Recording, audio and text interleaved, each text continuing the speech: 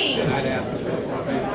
Welcome everyone to the Robbins Regional Outlook. My name is April Bragg, President and CEO of the Robbins Regional Chamber. Thank you all so much for joining us today. At this time, I would like to ask Dr. Joe Richardson to please come forward and provide our invocation and pledge. Please rise at this time and silence all cell phones. Let us pray. Father in heaven, we give thanks today that we have the blessing and privilege to actually live in a country where we can call upon the name of the living God. We thank you, Father, for everyone that's under the sound of my voice and everything that they do to help build and support this community. And we invite your presence into our meeting here today. And we pray that everything that's said and done will bring honor and glory to your name. Father, we thank you for the men and women in uniform throughout the world who are fighting to protect the freedoms that we enjoy. And we pray your blessing upon them and upon their families and upon their loved ones. And finally, Father, we thank you that once again, every single one of us had the blessing and privilege to rise up and live another day in the land of the free and the home of the brave. In Christ's name we pray. Amen. Amen. Please join me in the pledge. Attention, salute. I pledge allegiance to the flag of the United States of America and to the republic for which it stands, one nation under God, indivisible, with liberty and justice for all. Thank you. You may be seated. Thank you, Dr. Joe. And thank you all once again for joining us for the Robbins Regional Outlook, the 2016 annual meeting of the Robbins Regional Chamber. This room is full of special guests, and we'll introduce several of them as we go through today's agenda. At this time, I would first like to thank our representatives from Central Florida Technical College, Vice President of Economic Development, Andrea Greiner, and the team from CGTC for allowing us to utilize this wonderful facility. Please join me in giving them a round of applause at this time. We have several other special groups with us today. We have members of the Warner Robins Rotary Club who have joined us today. Thank you, guys. We have the International City Optimist Club guys with us today. Thank you guys so much for joining us. Houston County Commissioners Tom McMichael, Larry Thompson, and Jay Walker. Councilman Randall Walker, City of Perry. Dr. Mark Scott, Superintendent, Houston County Board of Education. Chief Brett Evans, Warner Robins Police. Ms. Marcia Dizelle, Executive Director, Warner Robins Convention and Visitors Bureau. Chairman David Campbell with the Perry Area Chamber of Commerce. On the stage with us, Madam Chairman Priscilla Raphael with the Robbins Regional Chamber. And I'd also like to ask all of our 2016 Chamber Board members to stand at this time. Yep.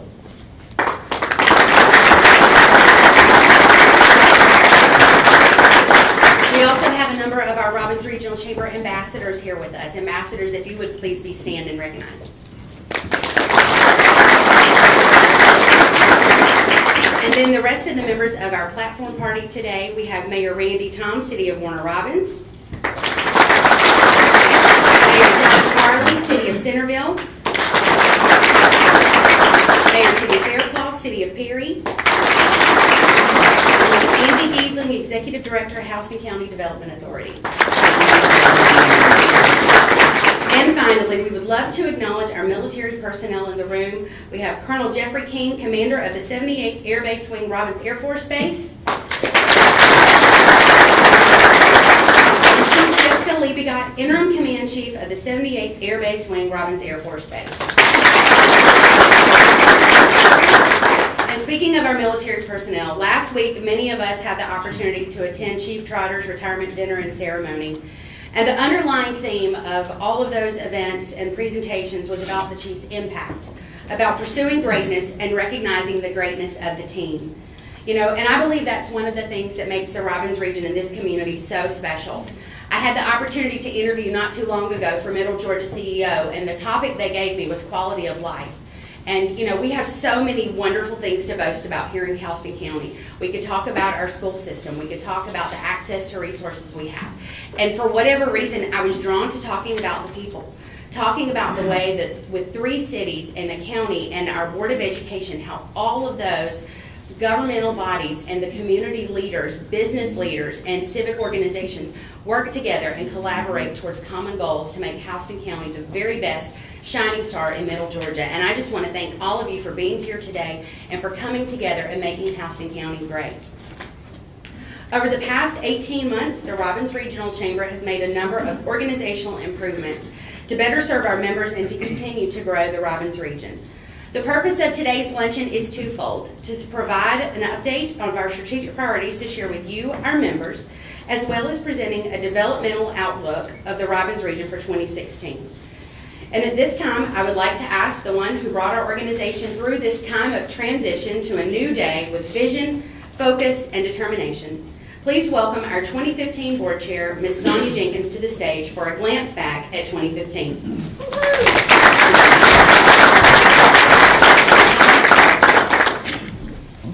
Past chair, I really kind of like how that sounds.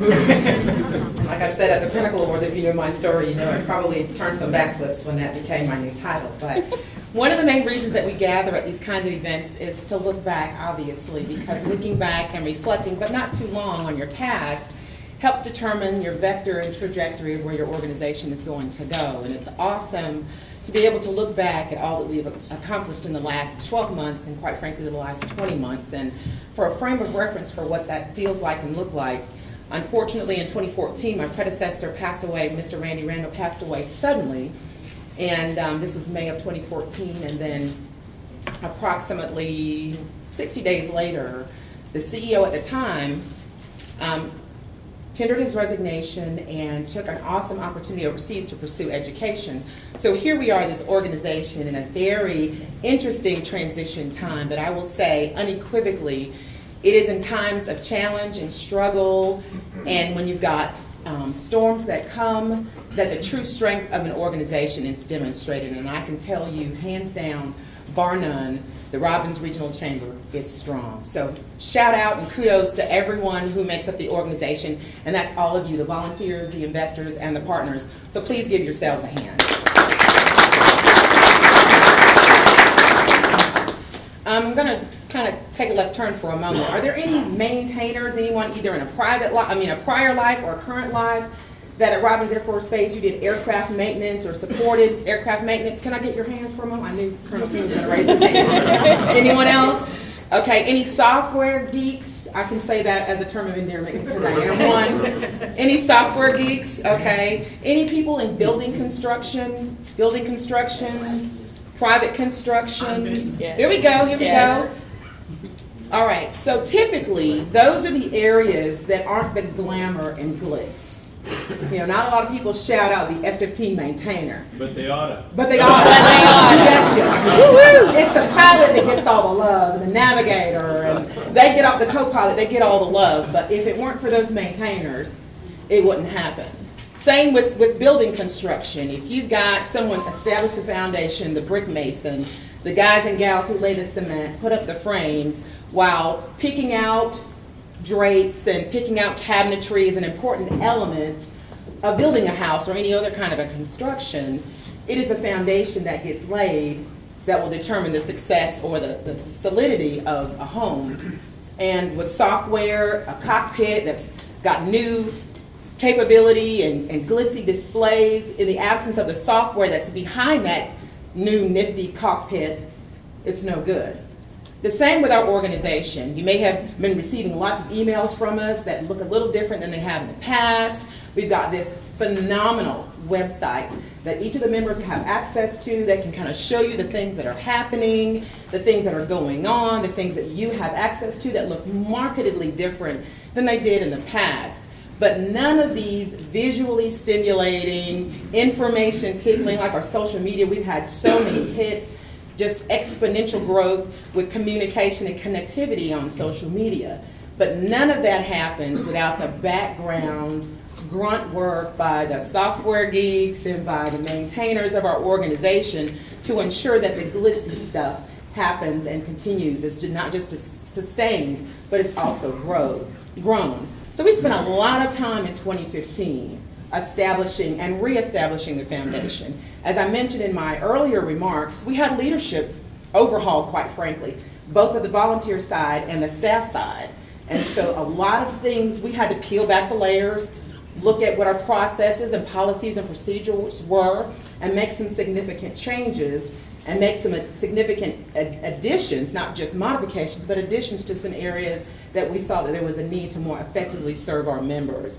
And so while we deeply appreciate all of the fantastic things we see, I have a deeper appreciation after 2015 for the things that perhaps we cannot see, because those are the things that will set and establish the foundation for next year.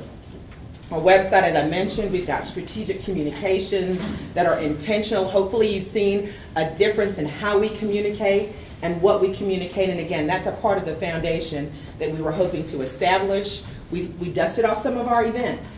We were an event-heavy organization, and we wanted to be impactful. I think those were the words that April Bragg used a minute ago.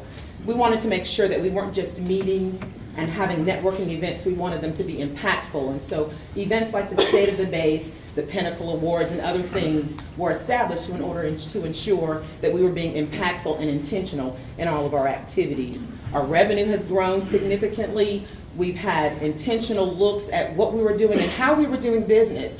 And that's not an easy process. Anyone who owns their own business, sometimes you got to trim the fat. There were some occasions when we trimmed a little bit of the meat as well. But it was all intended to make our organization more effective, not just for effectiveness' sake, but for the benefit of our members.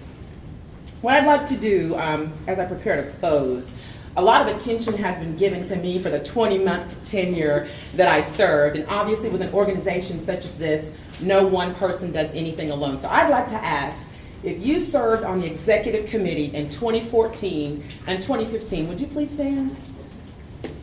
Everyone in the room, I know. 2014 and 2015. And please remain standing if you were on the search committee.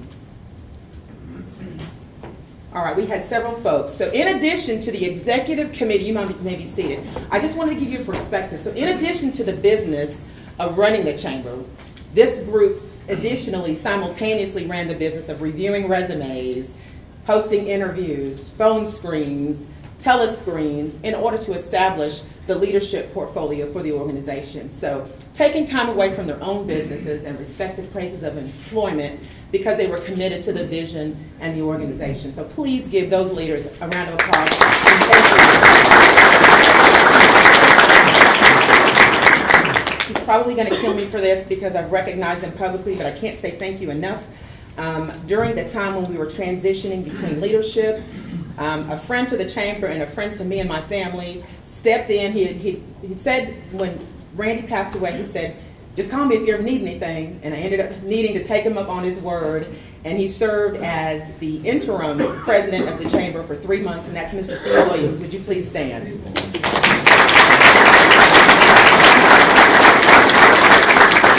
And I know that was 2014, and we've already said thank you, but I can't say thank you enough as we reflect, because every milestone marker along the way sets the tone for the journey. So I thank you for what you did. You helped set some trajectory and some vectors during your leadership as well, and I'm very grateful for that.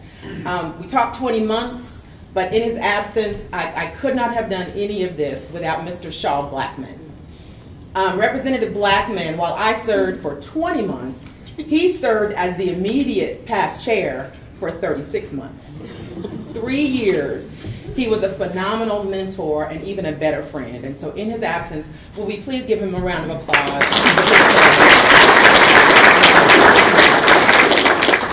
There's always two words that you think of when you think Robbins Chamber, and that's RLE. Am I right? Anybody who knows the Robbins Regional Chamber of Commerce, you think RLE. And good gracious, how could 2015 have happened without you and all that you do for us as the volunteers, the investors, the partners, the staff? And I want to publicly thank you for all that you do for us. Thank you.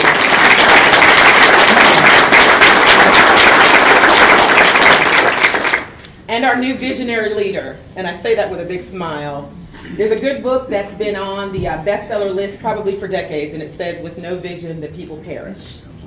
And if nothing else, our current president has brought vision, sometimes big vision, sometimes super big vision, on steroids. And we've often kind of said, what in the world is she doing? Y'all can say it. It's okay. I'll say it. It's okay. Yeah. But what she has done, quite frankly, is expanded our capacity toward what's achievable. You know, you kind of know what you know and know what you can do, but by throwing up ideas that seem outlandish at the time and creating a vision and creating a trajectory and a vector, she has really helped us as an organization expand where we believe that we can go. So thank you for your leadership to the organization. And that has set the foundation for 2016 and beyond.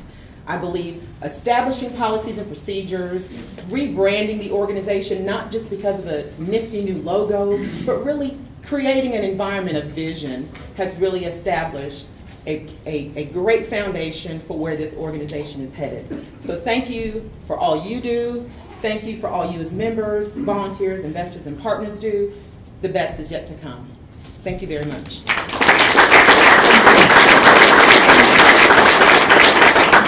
And at this time, I'd like to call it to the stage our current chairman of the board, Priscilla Raffield. I almost called you Kennedy. It's been Raffield a long time. To ceremoniously pass the gavel and thank you for all that you've done during my own 20-month tenure of being my immediate past chair. Thank you so much. I mean, my incoming chair. Thank you.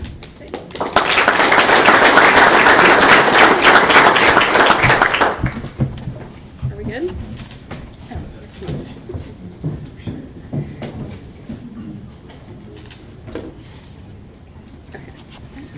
Oh, I appreciate that. I have your attention already, so no need to bang. Sonia's far too humble in her remarks. I'm going to get my notes. I'm going to give you back these. Oh, thank you. When Sonia asked me to be chair, I was like, well, that's fine, but you know that I'm pregnant. So you know that I'll be on maternity leave for a good while. But she has been an incredible mentor to me, and I appreciate that. So thank you for your guidance, as always, for leading us where we need to go. I do have a script that I'm going to follow a little bit closely. Thank you to House and Healthcare, first and foremost, for sharing my time. It's a wonderful organization, and I'm proud to be a part of it for 18 years, I think, this month. So thank you so much to them. First, I know Dr. Allen is not here, but please pass on our thanks for the building, and of course to Mr. Watson, its namesake, for the countless contributions that he's made to the community. So thank you, Sister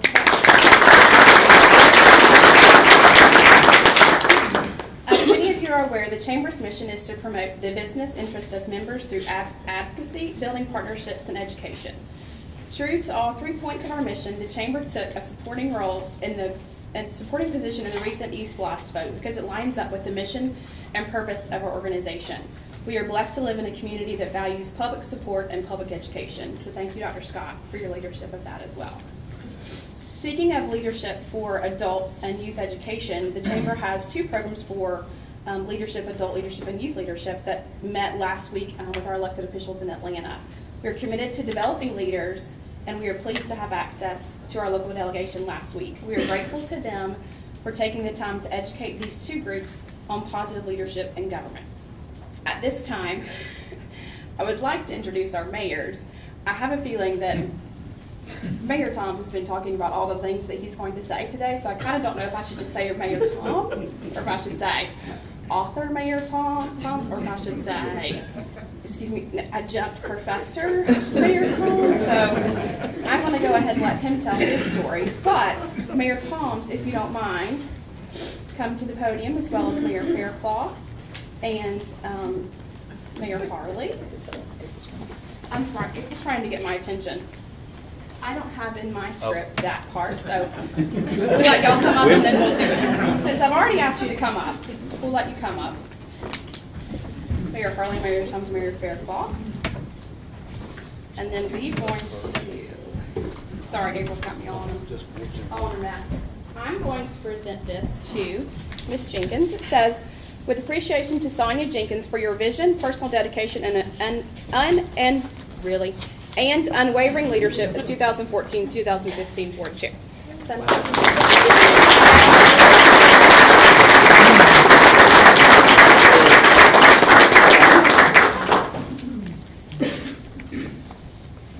Good? Okay. I'm sorry I completely botched all of that. Our mayors are here to give us an update on what makes our cities unique.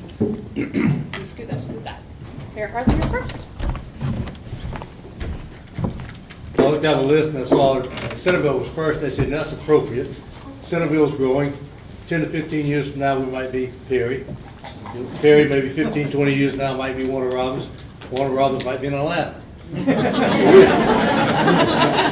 We're all growing, in other words. So I think it's in the right order that I get to go first. You know, when I first became mayor, our budget was less than $5 million. And this current fiscal year, our budget is around $9 million. So it's nice growth for our city. You know, we owe that to what? We have low debt, very low debt, and we have a strong financial position. You know, we've recognized every year for about the last 5 years now. Very pleased with that. We got 3 new municipal buildings, our city hall, and police station and fire station.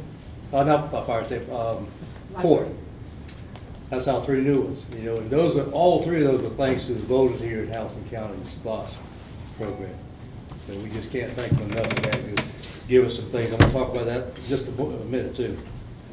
We brought our probation function into the city, you know, which I saw tremendous growth for our revenue, which I don't like to really brag about that, but it's a true function. We're actually keeping the money within the city when we have to. You know, unfortunately, the court system is growing in all our communities, and we don't like to see that, but it is happening. It is a fact. We've established our stormwater utility. Now, again, we're the third in line. Both Perry and Warner Robins have established theirs already, but we established ours this month. Our first bills go out in July. We'll see how that goes. Should be fun. Everybody familiar with stormwater utilities? We have some major improvements in the roads that transverse the city. You know, again, that's thanks to the voters through the SPOS program and the very intense help from Houston County Commissioners. We appreciate them for them working with us and doing that and allowing that to happen the way it does. We recently purchased 9 pristine acres across the street from First Baptist Church of Centerville, which has an exit onto Houston Lake Road. You know, it's going to be a great thing. We purchased that from the Wright family. It's been in their family for 100 years, long time. But we're very fortunate to get that. And what we're going to do about it, we're so inspired by the city of Swanee. Has anybody seen Swanee lately? Anybody out there? You need to go see Swanee. They took some acres out near their city, and they created a downtown there. And that thing has grown like you wouldn't believe. It's absolutely gorgeous. Well, what we've done is we got a design firm come. They're going to help us develop what we call a production of a Centerville Town Center Master Plan. In other words, we all have ideas of what we want to do. We can always spend the money very easily. It's no problem. We have the ideas for it. But we need to find a way to do it correctly. And that's what we want to do. We want to have just a great downtown area there at that location. We want to host an Independence Day event this year with our city and county partners. Ours is going to be on June the 30th, which is right at the beginning of the 4th of July period. We all sort of work together with it. We're going to have a lot of things there, you know, normal things, your food, face painting, junkie booth. I think I'm going to be in there. They haven't told me yet, but I think I'm going to be in there. We make a lot of money that way. We're going to have a concert by the A&Z. That's a great area band. I think a lot of you may be familiar with it. And we're going to have a spectacular fireworks display. We had a great one last year. This one's going to be even bigger. And we're very proud of that. I hope everybody can come to that, because this is going to be a great event. Now, let's talk about our people a little bit. Our staff and even our city officials have all been highly trained. I've gotten about 260 hours, I guess, in training on how to run a city. Now, I hope a lot of it stuck with me. I can't say it has, but I hope a lot of it has. Other officials have done the same thing. They're taking a lot of time and effort because you don't get paid for going to training. You just do it. Our staff, though, have been going the same types of training through the GMA, Georgia Municipal Association, and Carl Vinson Institute. It makes them do such a good job. We're so proud of our staff. Our staff, our department heads have over 100 years of serving the city, collective in their years. And they just do a great job, phenomenal job of doing that. I had a very distinct privilege of swearing in a new chief of police, Ronald Rogers, on March the 1st. And it was a great pleasure to do that. We did a lot of research to find the perfect person, and we believe we've got the perfect person for that job. We needed one in there. Bottom line, our outlook, we believe is fantastic. We're really proud of our relationship with Houston County and the cities of Perry and the Chamber of Commerce. Had to get a word in for them, because they're part of us also. We appreciate you, but we are excited about the future. I'm going to let Perry tell me where we're going to be at 10 or 15 years from now.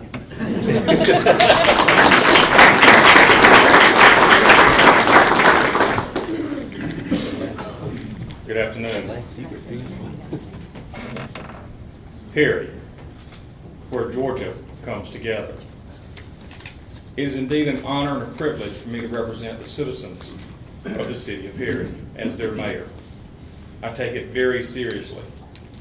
And even better, those same citizens have elected quite some council. Very good people. They run the city. It is my privilege to work with them in order to help run the city. Research indicates that economically successful communities share several attributes. One is a good location. Two is a commitment of community leaders to improve their community. And three, an awareness of the diversity of citizen needs and desires. Council is committed to succeed in all of these areas.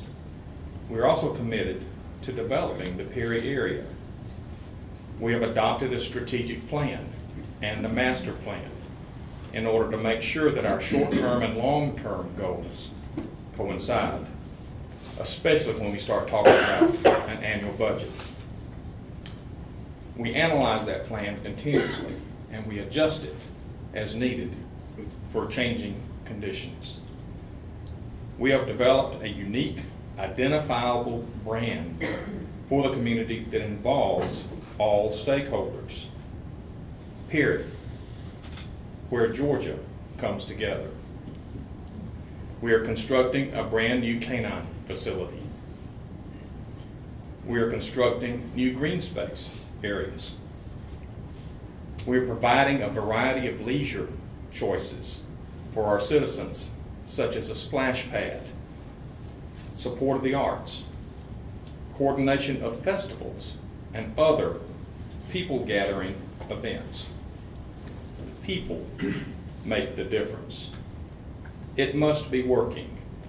In the last 3 years, we have seen growth just based on building permits of $99,752,000. We've had over $10,600,000 in new permits in the last 2 months. It works. It only works because of the people who care and the people who make the difference on the ground. Period. Where Georgia comes together.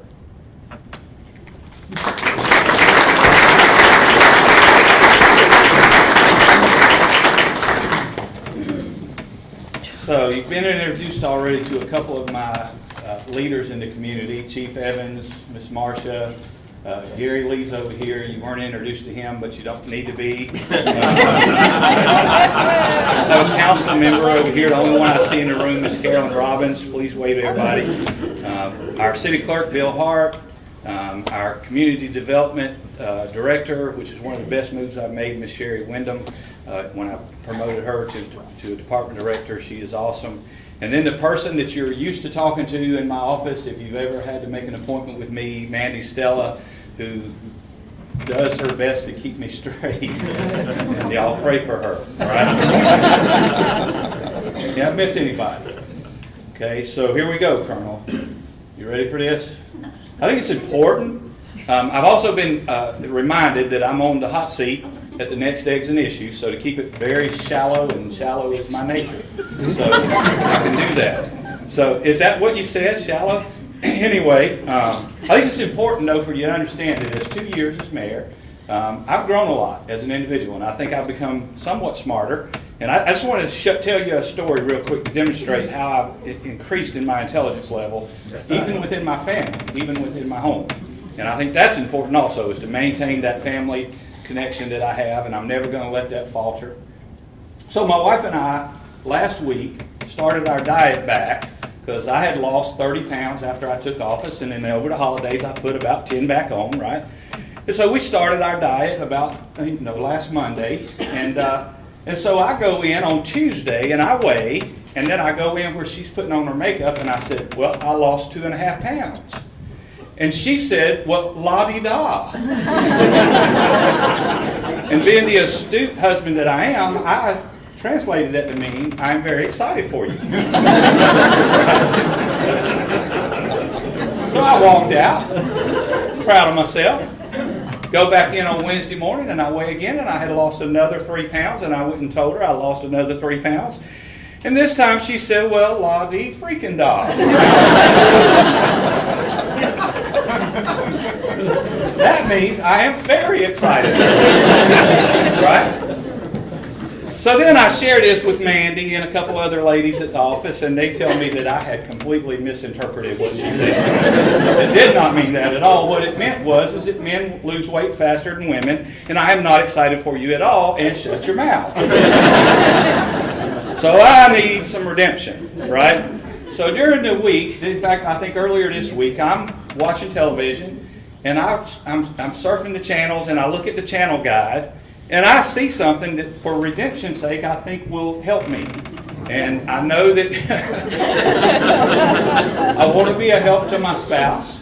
And so I call her in, and I said, Jane, I have found a show for you to watch that may help you in your endeavor to lose weight as fast as I do. And it was entitled, How Older Women Lose Weight.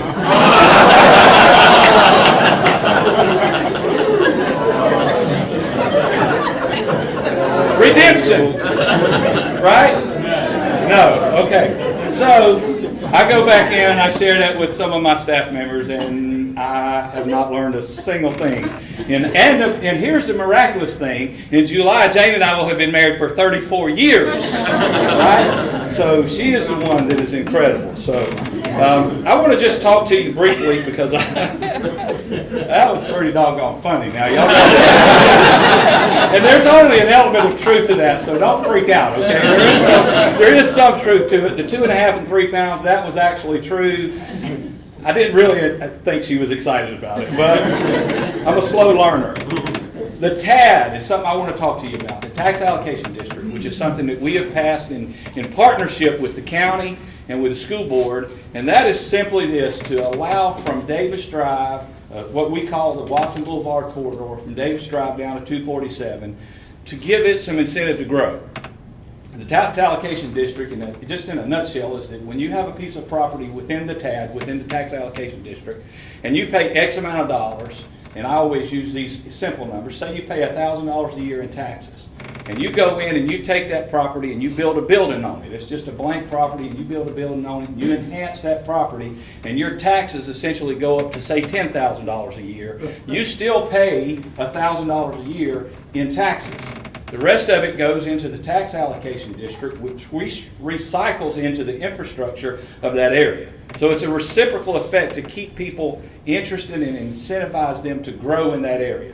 So we're excited about the potential that brings down in our commercial circle area.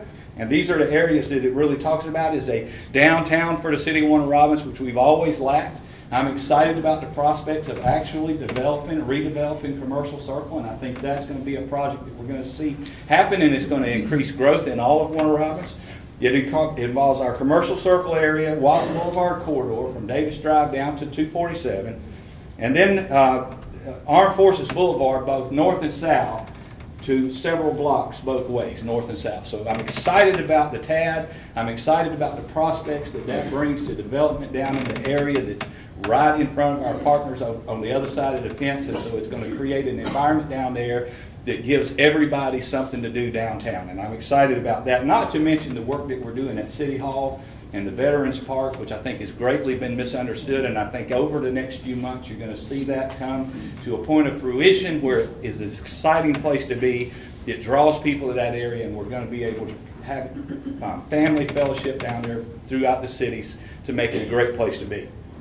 Our Parks and Recreation is something that we're excited about as well. Walker's Pond Project. I don't think anybody's actually looking at the Walker's Pond Project for what the potential is there.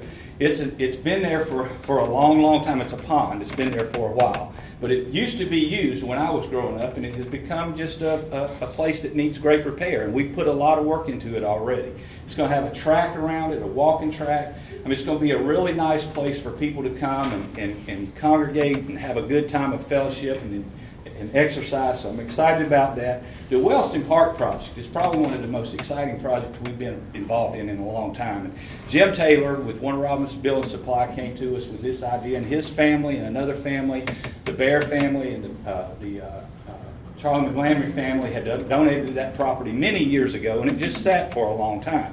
And Jim said there was a lot of partners in the community that wanted to get involved in this project, and I've had a lot, other stuff going on, and I finally said, Jim, put them together.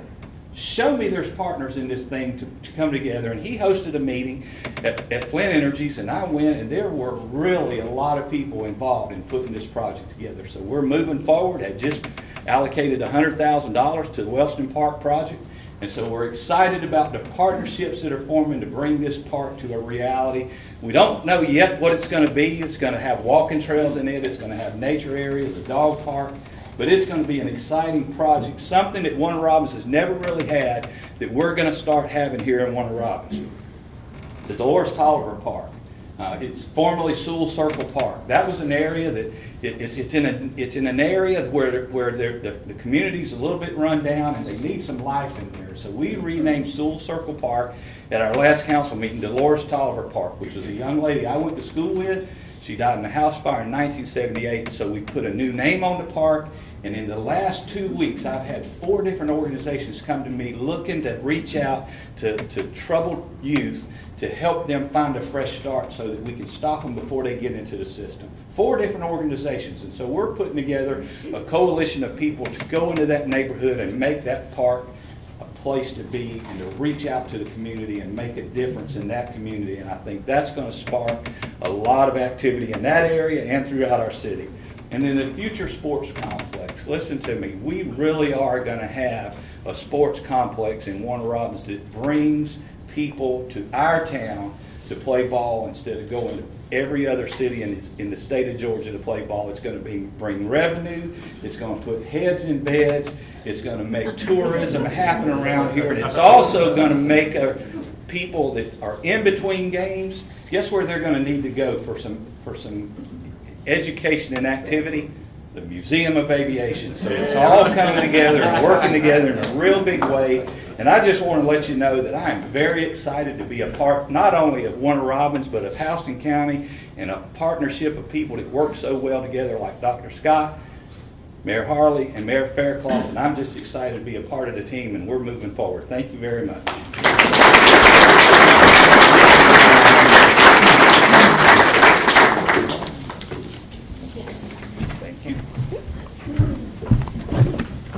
Back to my notes, sorry.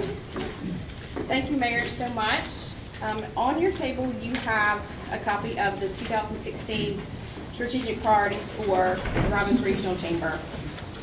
One of the things that we wanted to highlight was the different things that we're focusing on this year, which are the headings: organization performance, membership development, education. Obviously, you can read those. I will not read them to you. But when we talked about through our planning was what we wanted to be purposeful. We wanted to be purposeful in all of our communication, in the way that we approach things, in the way that we did things, our events. And so I think that the board has come with a good group of strategic priorities, and just for you to read those. Also on the back are the ambassadors. All their names are listed, and the board of directors are on the inside. So it's just a nice piece for you to read, and certainly you can ask questions about. On the inside is also some signature events that we do that we're very proud of, but also brings our members and our partners together throughout the community to do events, and highlight some of the great things that we're doing throughout the region. Sonia mentioned social media, so if you have not had a chance to engage with the Chamber through social media, I would encourage you to do so. I know the ambassadors are doing a new program, a new member touch program, and those pictures are out there, so it's a great way for them to be recognized as ambassadors, but also for those members to be highlighted as well. So if you haven't had an opportunity to do that, I would encourage you to do so. Next on the list is Angie Gheesling. I'm going to introduce her. She is the Executive Director of the Houston County Development Authority.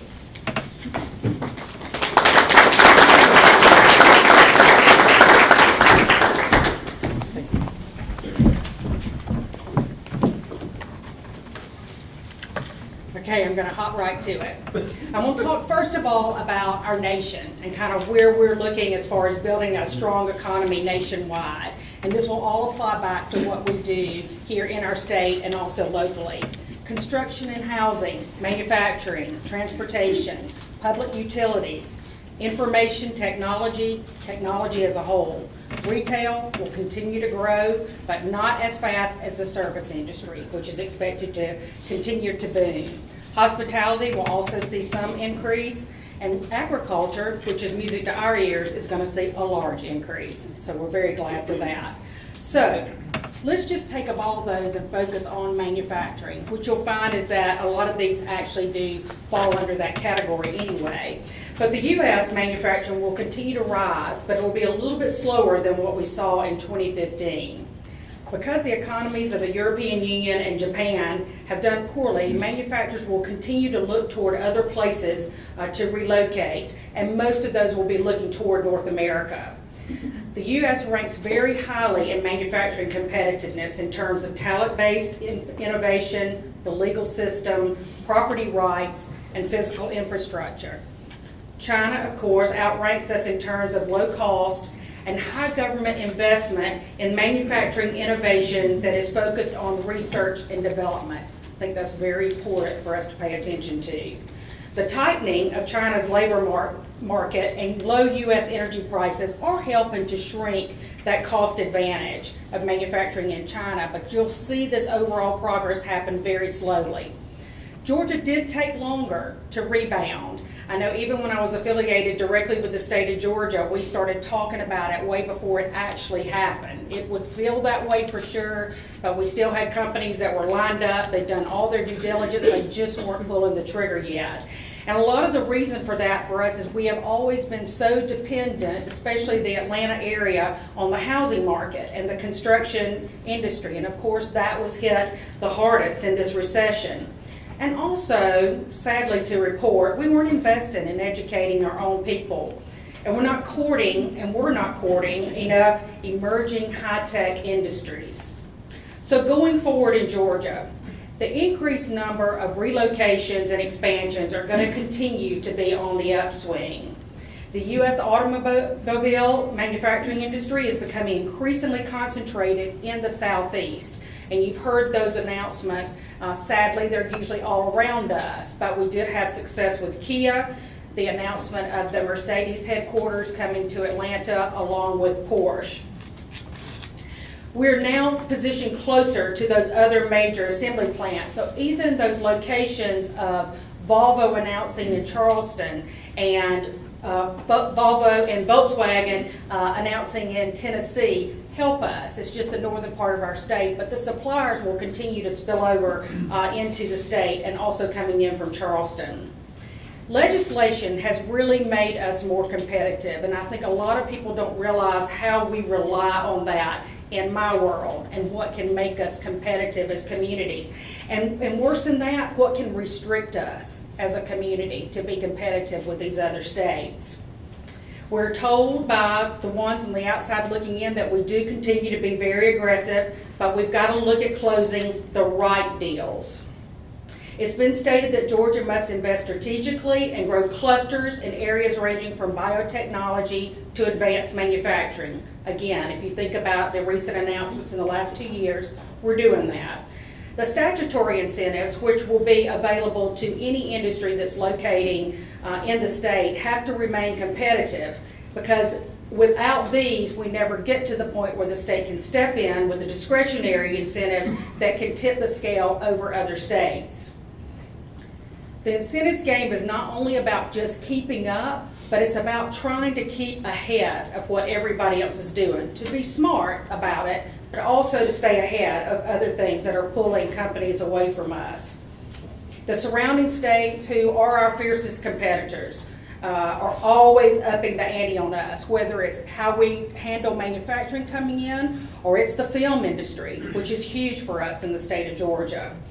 But rarely do you see our state really getting out there being first with something creative. Normally we are catching up and pushing a little bit on that. And I'm going to take a side note here to talk about our newest elected legislators, Shaw Blackman and Larry Walker. Both of them served for several years on the Houston County Development Authority Board, and that experience is going to help them so much, and it will make them leaders automatically, because I can tell you most legislators don't have a clue about how to handle this, and that's why a lot of legislation comes in, as I mentioned, can be very restrictive. Heath has taken a lot of time with me understanding what is going on and also looking at it from a state perspective. So very proud of that. But we've still got some work to do in our legislature as a whole. The argument can be made that we don't need to be like some of the other states. And we sometimes make that argument in Houston County in some regards, especially when we start talking about quality of life and we look around and we see how things have naturally come to us over the years. But I'm always cautioned that we should not get too comfortable with who we think we are, and most importantly, how the prospect perceives us. So just as the other states are looking to jump ahead of us with their incentives game, my surrounding communities are also looking at ways to jump ahead of Houston County. It's a competitive game all the way around, and there are ways that a community can differentiate itself when it comes to providing incentives. So we're always having to stay attuned to that. So where are we going to go moving forward? Well, aerospace will always continue to be a focus for us. There's a natural synergy here, and that applies to how the state views this area as well. The future of sales of U.S. manufactured planes continues to be sought after in these emerging nations. It's going to grow robustly, even though we do have competitors in Russia and China coming on board. Textile industry, we're always going to see it slowing. We'll never have that back to where we used to be, but we are starting to see some, which is very nice. We've got one company looking that says that their suppliers want a U.S.-made product instead of where they are producing outside of the country right now. Our new location with Sandler, they make a textile product, but it's innovative, and that's the key to staying ahead in that market and bringing those people the right jobs in. Transportation, of course, is kind of a no-brainer. Our state just gets stronger and stronger. We got a few roads that need to be repaved, but we still continue to be very strong in our connectivity. And of course, the greatest highlights are always on Hartsville-Jackson and on the port of Savannah specifically. That port continues to boom. And what we have to pay attention to is that all these containers are coming in. They're very close to capacity as far as where they store them. They've got to get them out of the yard. So how are they going out of the yard? They're going out of the yard by rail, or they're going out of the yard by truck. So for the last 3.5 years or so, and my partner Gary and many others have been involved in looking, General McMahon, at ways that we can. We know we've got this infrastructure here. You know, we can be a logistics hub, but how do we tell the rest of the world? We've had some consultants to come in, and when we started kind of selling all of our assets, wow, this guy's worked in Georgia before too, was blown away. So we've spent some time and some money that we were fortunate to get actually because of us having Robbins Air Force Base located in the community to look ahead. And we're going to start strategically going after those companies, do a proactive recruiting. Now I'm very dependent on the state of Georgia because about 80% of prospects are going to come through the Department of Economic Development, but then we've got the consultants gang that's come on board as well.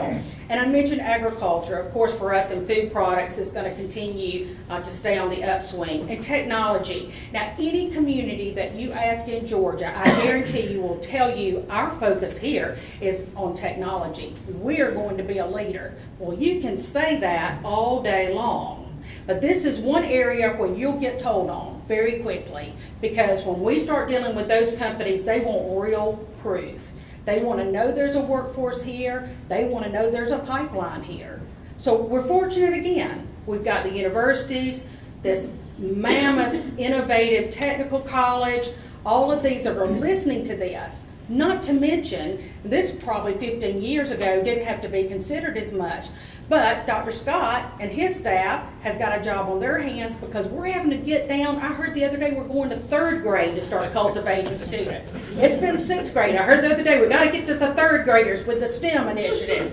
And I'm sure there's a lot of truth to that. But we've got those assets, and they're great, but we've got to keep our eye on things. We've got to continue growing those jobs, and I have to prove it. Andrea Griner, I know, thank God she used to work with me, or otherwise she would avoid me altogether. But I'm calling her constantly. You got to help me. How many graduates do we have coming out? Well, we've got this many. Go back 3 years. Give me all those too. She's learned now to kind of know what's coming, but proof is where we're looking.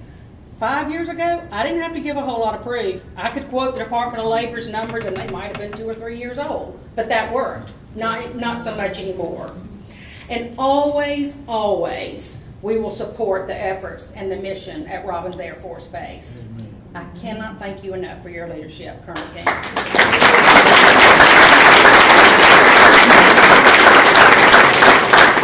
Not only is leadership, because you know they send the best to us. Time and time again, one right there.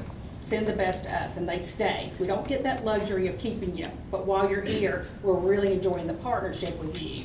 And I go back to what Colonel Butikoffer taught all of us, and us trying to understand which one do we call for which? The mayor. So we actually have a 4th mayor here with us today. Very glad to have you. I'm going to talk a little bit about the site location factors, so you can kind of see where these big companies are looking and what they're looking at. And these usually stay pretty close. We've seen some changes lately, but these are usually right on and don't fluctuate much. Availability of skilled labor. What did I just say? Skilled labor. Prove it. Prove it to me that you've got these people. And you should just say labor, that you've got access to employees. No joke, just a few years ago. And then the labor cost. We're still looking good on that one. Proximity to major markets, still a good one. We've talked about those assets of Hartsville-Jackson and the port, the airports that are around us and actually in Perry. Available buildings. I promise it says this in print. Commissioners. But that always is. You know, we just, after 14 years of a lot of pain and agony, we got rid of our available building. That building did its job. And the folks that are in Hawkinsville right now are hugging me every time they see me because our activity has gone through the roof. With a building exactly our age and exactly our size. So they do the job. Highway accessibility. Perfect. Perfect. We got to keep working on getting that 96 to I-16. When I first started here 3.5 years ago, there was a project that went somewhere. I was asked to make call and find out if they looked at us at all. And they said, well, Angie, you're not an I-16 community. So we didn't even put you in the top ones to look at. So it's pushing it a little bit, but we're now becoming an I-16 community in my book, and that's the way we'll promote things, getting out there to those highways. Available land. You know what? A lot of people don't know this, but 3.5 years ago, we didn't own any land in this community. Unheard of to do industrial development in any state and not have your own land in your inventory.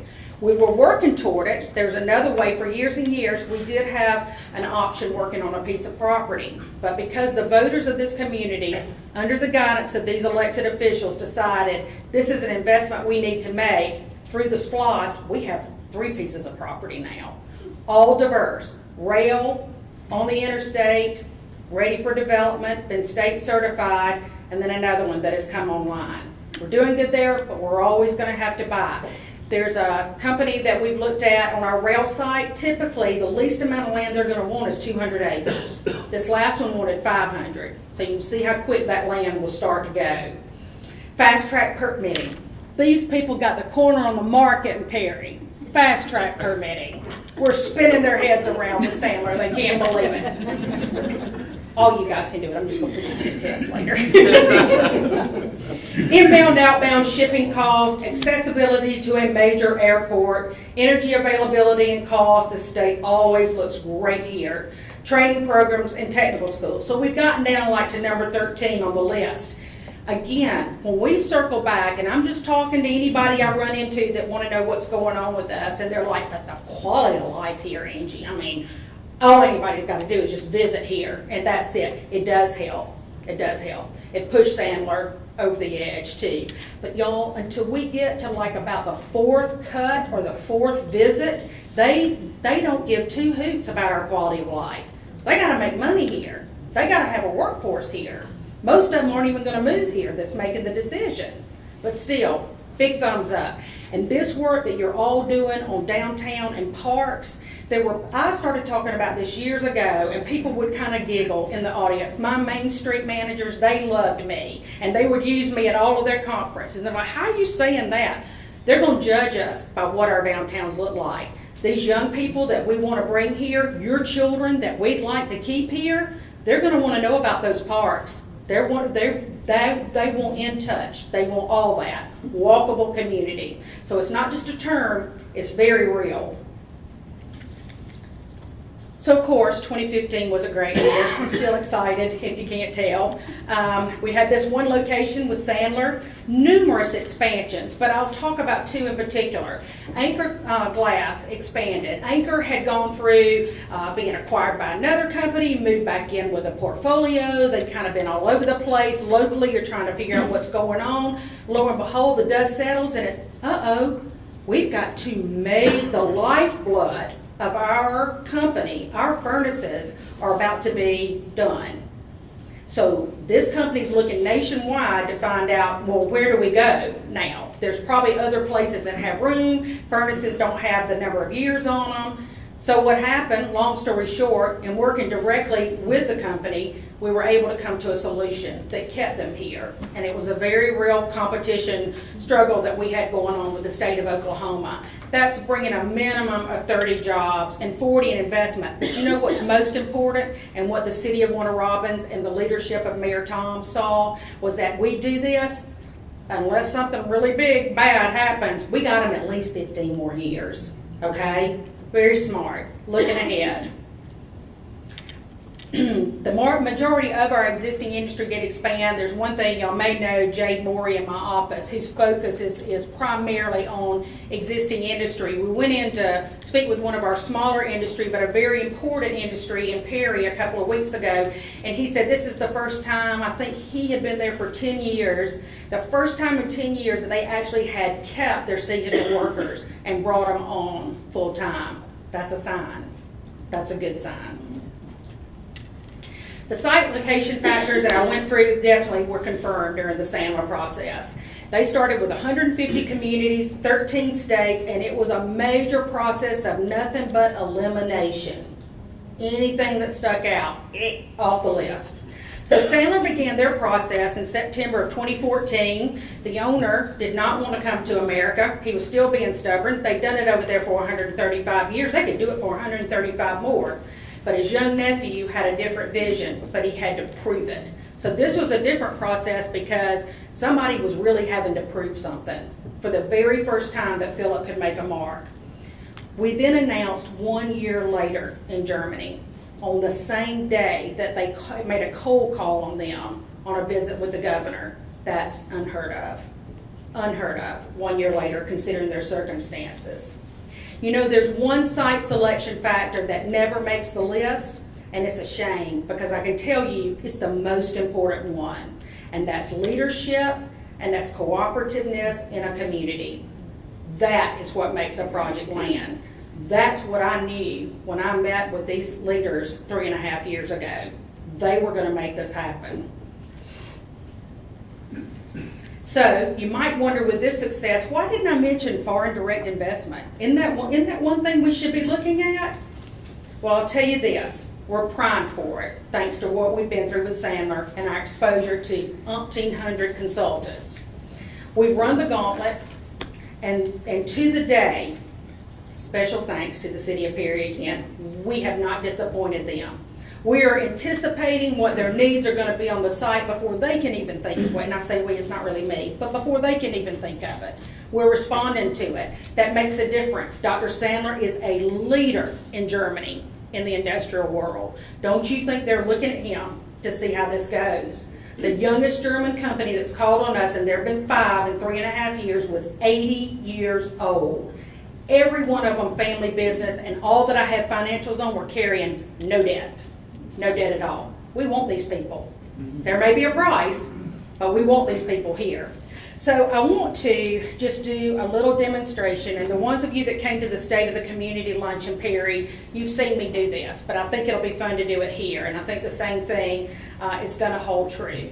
So I'm going to go through a list, read all these entities, and if you are in any way affiliated with them, I want you to stand. These first I'm just giving you an idea of. The Office of the Governor, the Department of Economic Development, Department of Natural Resources, believe it or not, the Legislature, the Georgia Allies, Department of Labor, Development Authority, staff, and board. So stand as I'm calling you out, because this is what's going to make the statement.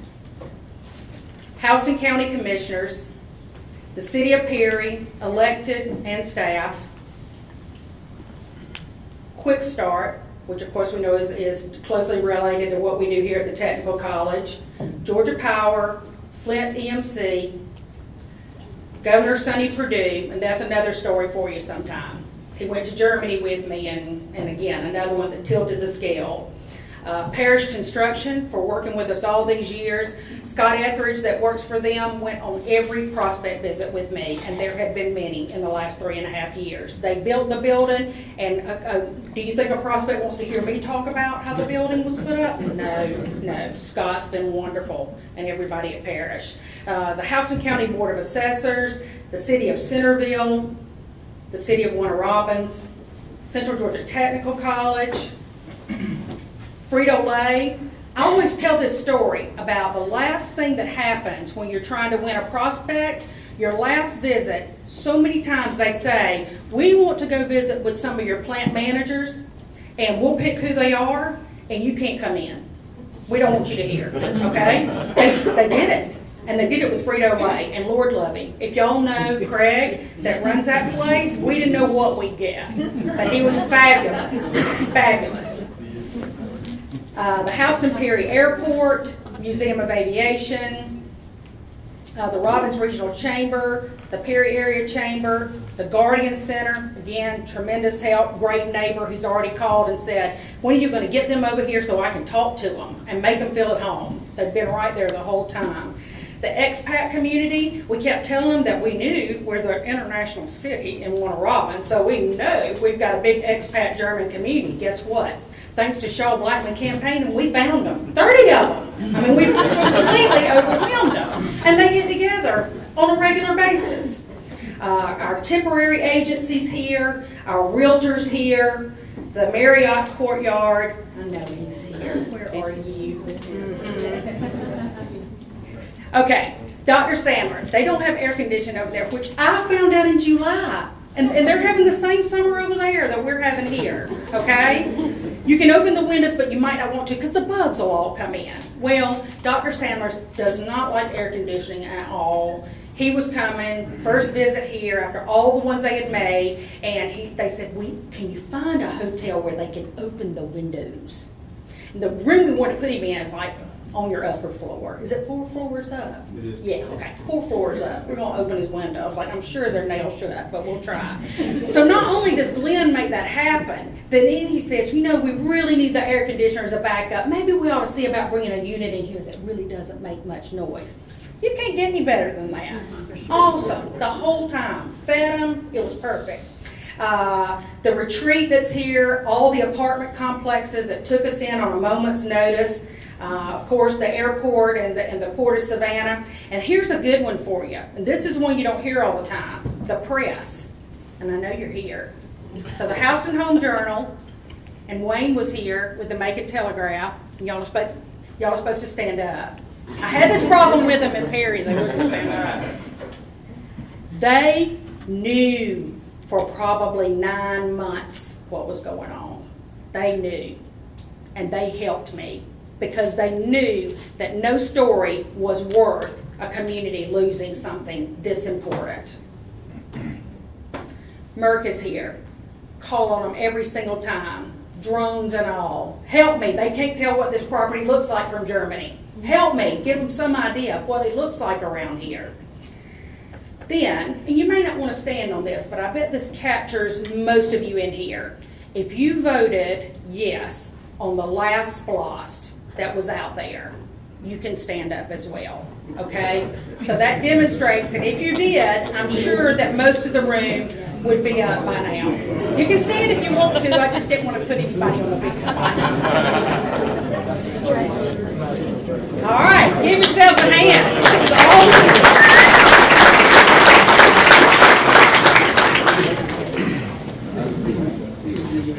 And just in closing, I want to say one thing when I talk about how this all came together, how the leadership really tipped things over. Y'all, let me tell you something about, I mentioned, Warner Robins, and I mentioned Centerville, and you're like, well, the project located in Perry, what those two guys have to do with it? Well, let me tell you what they did, along with their staff and along with other elected officials on their councils. We brought them down during July 4th to visit with us, and we had the fabulous spread out of everybody doing their July 4th activities. Well, it's Centerville's turn, and we're out at the Museum of Aviation. These projects are always off schedule. Count on it. We're always off schedule. The mayor, is it okay to tell it? In case you were there and upset, the mayor held those fireworks for 45 minutes until we could get there because he wanted so much for them to be a part of that festivity. That's a partner. That's a partner. And then you've got Mayor Toms trying to think of, well, what way can I show up and I can show our support? Well, guess what? I'm going to give you my key to my city. And everybody followed. Y'all, it boiled them over, really, as you can imagine. So I think just in closing, I want to say this, and it's really just to echo what you said, Mayor Faircloth, and that is, yes, people truly do make the difference. So thank you. I'm grateful.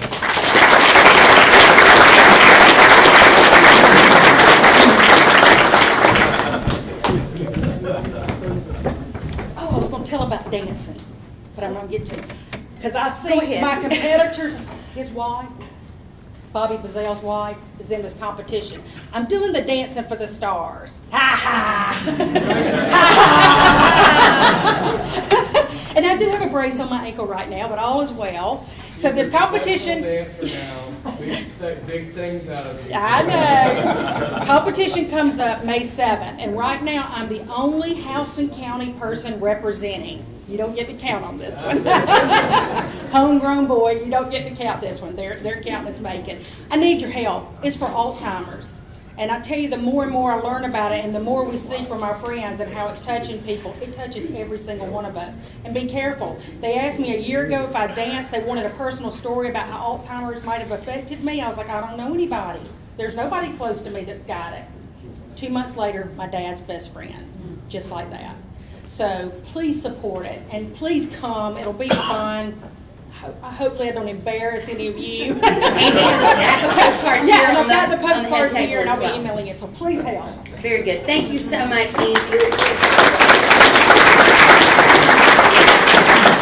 I joked with Mayor Faircloth before we started what I was doing today, and I said, I guess I'm being a white because I'm turning letters and clapping. But really now in closing, I feel like I've got the role of a Baptist preacher, and all we need is an altar call here because there has been so much to get excited about. And as my preacher growing up used to say, you know, if something that has been said today doesn't light your fire, then your wood's wet. Because we've got a lot to be excited about here in Houston County. You like that? That was free of charge. That's a bonus since we're 3 minutes over, as Angie pointed out. But thank you all so much for coming. Thank you for your investment. As Sonia mentioned earlier, we couldn't do this without our VIPs, as we call them, our volunteers, our investors, and our partners. Our partners are every one of you in this room, and there's an S to that, and that's our staff. None of what you see happens in a vacuum. We can't do this without our volunteers. Our investors provide the funding. They're listed on the back of our program and our banner here. Our partners, as everybody has echoed, are the glue that holds all of this together. But our staff get it done day after day. Our Lee, Joey, and Nicole, this would not be possible without you. I want to give them a quick shout out. Thank you all so